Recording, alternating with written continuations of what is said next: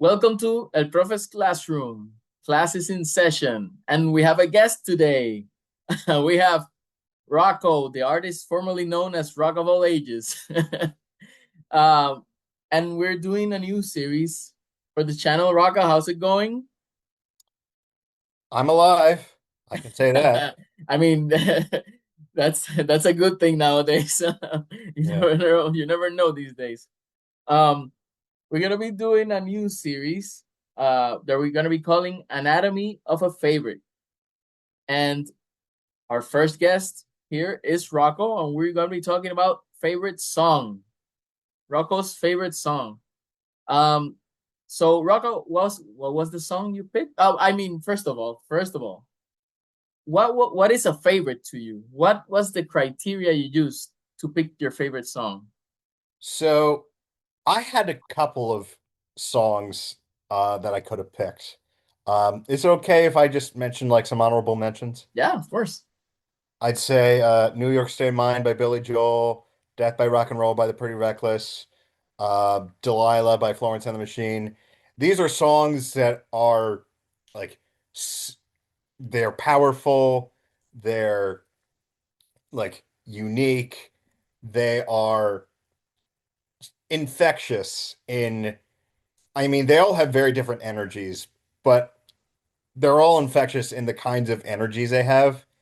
Like with New York State of Mind, for example, I close my eyes and I picture like an aerial view of the city at night, all the lights and the cars, Yeah. and it's just this great image that it provokes.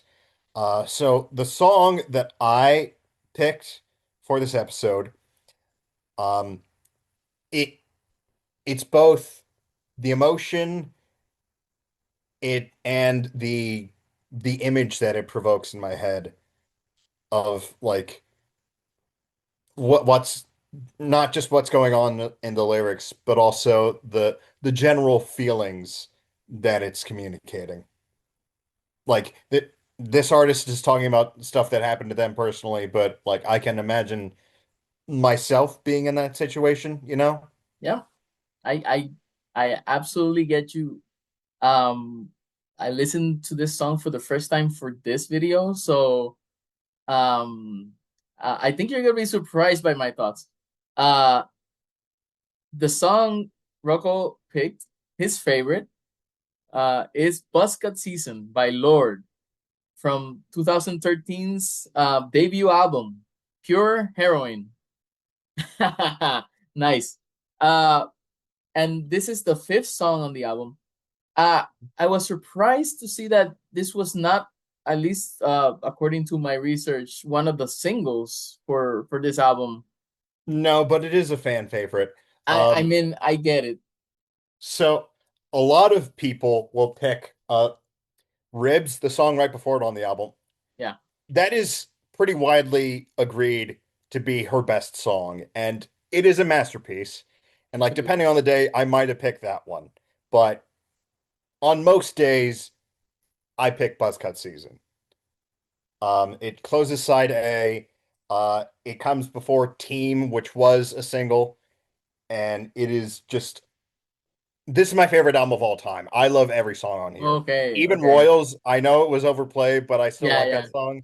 But I love every song on here. This album came out when I was in my first year of college, and it's about, Okay. being a teenager and being afraid of growing up and just, wanting to stay young and hang out with your friends. And Buzzcut Season is a great example of that. I mean, I get it. I mean, this album came out. I was a little bit too old already for that feeling. So Lord was you pronounce it Lord, right? Is it Yes, the okay? E is silent. Okay, thank you. So Lord was an artist that I missed completely because I was already deep in my metal obsession. So listening to this was not something I would do. Um, at this time 2013, this album, I had no idea that Lord was uh, she's from New Zealand, right? Yeah, So I had no idea that she was from New Zealand. I knew she was young, but I had no idea how young she was when she made this yeah. album. I thought she had to be like at least 18. Yeah, no, she was 16 when this It's song came out. it's crazy. It's insane to me because this album, I listened to the whole album because I wanted to see how that song fit inside of the whole thing. I mean, I'm a little bit I'm an old school guy, so I Right. like the idea of albums. Yes. Can you hear the alarm? Mm. Yeah, but that's okay. We'll keep going. The the idea of tracks fitting in an order that makes sense is is something that I look for sometimes.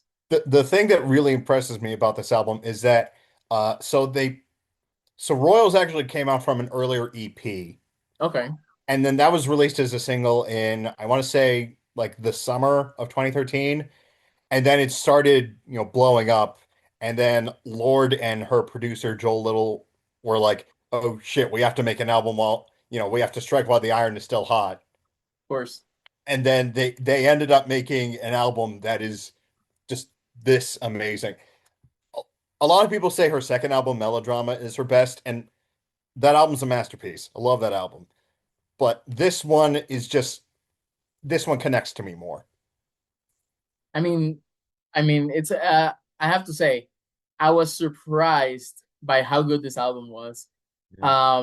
I did not expect to be won over by it as much as I was. Especially this song. This was my favorite song of the whole album, and it's not because you picked it. It just there's You something could have about picked it. any song on this album as your favorite, and I would have respected that. I mean, but I don't know. There's something about this song that fits a certain. I hate to say I use the word aesthetic there's this vibe to this Right. song. It's minimalist, but it's such a mature album for somebody who made it when she was 16. It's Yeah. so insane to me. Yeah. It's minimalist in the sense that, like, I mean, there are multiple things going on in the song. Oh There are, yeah, yeah, yeah. backing vocals, there are like The different kinds of harmonies. synths going on, but like everything is there that absolutely needs to be there. Oh yeah. When I say minimalist in the sense that it's not overwrought. A lot of pop music tends to be overproduced and too much. Yeah, It's too and you got to much. remember this was 2013. Like Katy Perry and Lady Yeah, Gaga were having hits. I mean, Lady Gaga still having hits, but this was back in the like big club boom of the early 2010s. yeah, yeah, yeah. So so I was surprised also to read. I read a little bit about this, and I read about how important Joel Little was to the making of this record. Yeah. He was more, if and correct me if I'm wrong. I read some of this, but sometimes the internet is it's a fickle thing, Yes. especially with this information. Yeah. He was more in charge of making the music or the sounds or how the soundscapes, Yeah. and Lord was more with the lyrics and her singing. I mean, there's probably a quote to that effect. I don't know it offhand, but that would make sense. Yeah. um I have to talk about Lord as a singer. um I think she's freaking she's so good. I mean, look, I have seen her in concert 5 times. I am extremely biased. I remember reading somewhere that like when she was originally signed, she was signed at a really young age. Yeah. Um, she still has that like low husky voice, but even back then she had it, and people thought like there was a suggestion that she could do like vocal jazz, like a, Mm, a Billie Holiday, Ella Fitzgerald kind of thing, but yeah. she wanted to do her own thing. I And mean, I think as she has gotten older, she has, tried to expand her vocal range a little bit, like hitting high notes more, doing like, weirder things with it.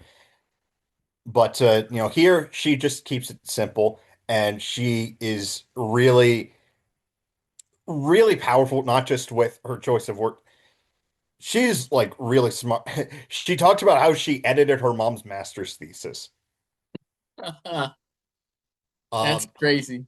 yes, so she's like really, the lyrics are great, but she also delivers them with, you know, a great charisma, a lot of emotion, and when she's on Buzzcut season specifically, when she sings like "I live in a hologram with you," Hmm. it's heartbreaking. Oh yeah. I mean, um, I like female singers in when it comes to like jazzy bluesy styles. You know, like you said, Yeah. Billie Holiday and Ella Fitzgerald. But I also like some of the more modern singers like Nora Jones and uh, I also like Nora Jones. I love Nora Jones and there's the singer I've been listening to recently, Loive. Oh I yeah, she's great too. I love I will say that I saw Nora Jones in concert a couple years ago. yeah. Somehow her voice has not aged a day in 20 years. Yeah. So when I'm listening to Lord here, she doesn't need to do anything like any high notes or anything like that because there's something about the way she is lyrically a painter. So Yeah, that's how it felt to me. I could she's like one of those rappers that paints pictures like yeah, you know that with the verses they can tell you a story.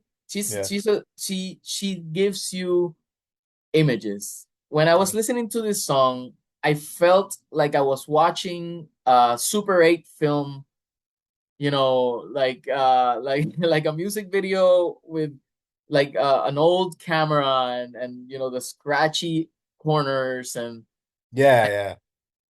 and this there's this nonchalance about her vocal style that works perfectly with her message. I have to say, adding to that, Yeah, so like the first verse where she says, "I remember when your head caught flame, it kissed your scalp and caressed your brain. Well, you laughed, baby. It's okay. It's buzzcut season anyway." What yeah. she's describing is a real thing where, like, I think she was hanging out with friends, and like one of them set another's hair on fire as like a prank, I and think it was they were all like a terrified, like, "Oh science. my God, are you okay? Are you okay?" And when the fire was finally put out, the friend said, like, "It's fine. I needed a haircut anyway." Yeah, I mean, it's a great picture of of youthfulness and that youthful exuberance that you'd be like, I mean, that's it's not so bad. We can make this work. I mean, I might have some like second degree burns on my head, but I'll live. Yeah, but when you compare it to older singers where their singing is or their lyrics are more about adult problems and this is more like you know this is it's a feeling of I don't want to leave this behind. I want to Yeah. be this youthful and this I don't have to I don't want to have to deal with these adult problems that have nothing to do with me but have fall all over us, the youth of the this generation. Yeah, that's kind of a theme of this album. Like on Ribs, she's talking about like um I want to stay young forever. It's not Mhm. enough to feel the lack. I want it back. Yeah, I mean, and here it she when she's remembering all this stuff and she's talking in past tense, but then at one point in the song she switches. She's no longer talking in the past tense and she's talking in the present tense. So there's something about not letting go of that. you know, I am living in a hologram, but she was remembering that story about that friend and the Buzzcut season, you know. Yeah. So I think um, it's just it's hard to explain because I mean it's not hard to explain. It's just a song that's so. I mean, this is wise beyond what I would think Yeah. her years would be. How would you describe this genre?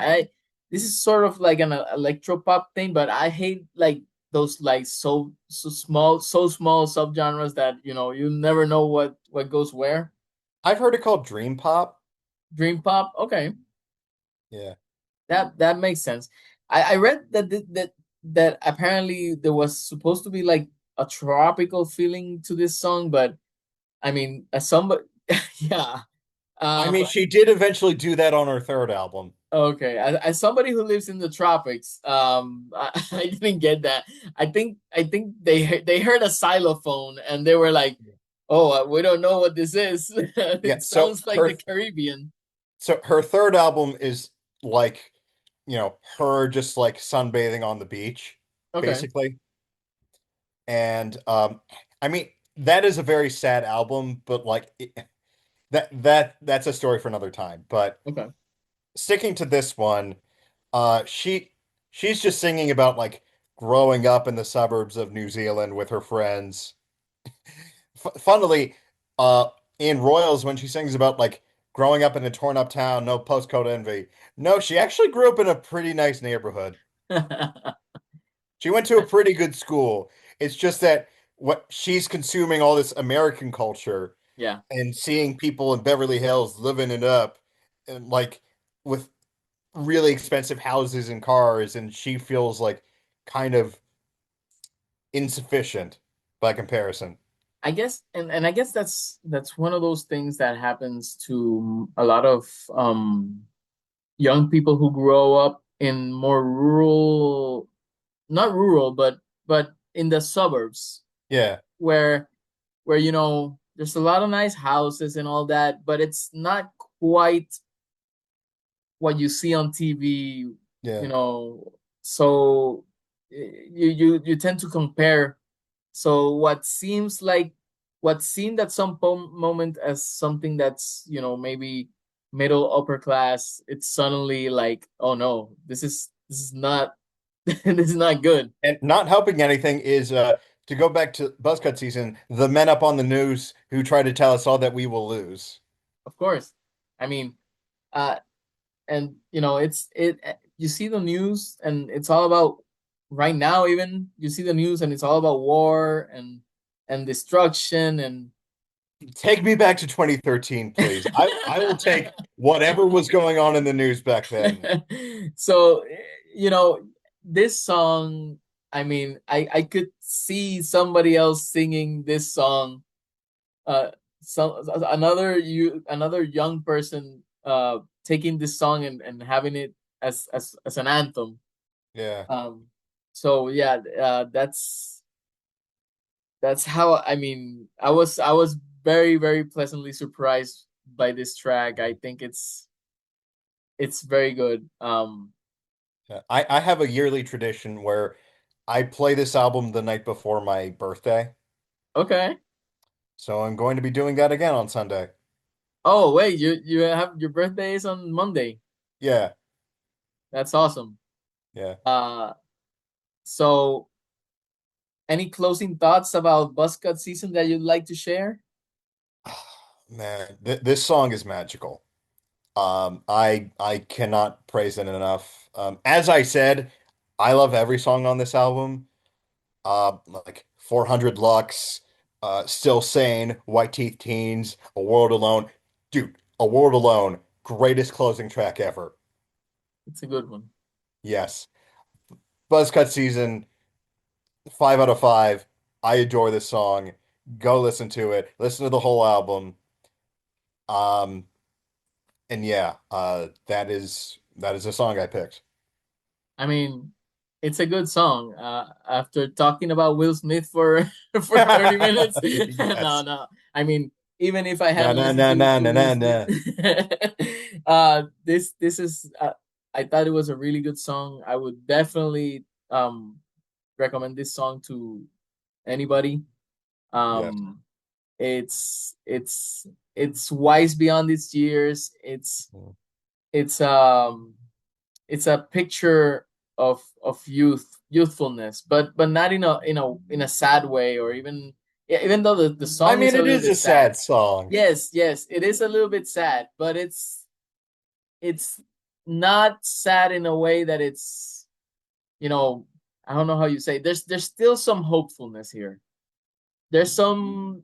It's not completely, Right. the world sucks. So there's still the I, hope that I mean, we're the world sucks holograms. is a lyric in there. I know. The world sucks, but we can be holograms together. Right. We So can live in yeah, the Matrix. we can live in a hologram. So Yeah. um definitely check out Buzzcut season by Lorde, and that's the first episode of Anatomy of a Yeah. Favorite. Uh so we're gonna have hopefully some more guests for this series. Mhm. And thank you for watching. Thank you for coming, Rocko, and for sharing this song with me. I probably would never have heard it if you hadn't picked it for this series. So thank you for that. Um, Of course. and that's about it. Yeah. Class dismissed.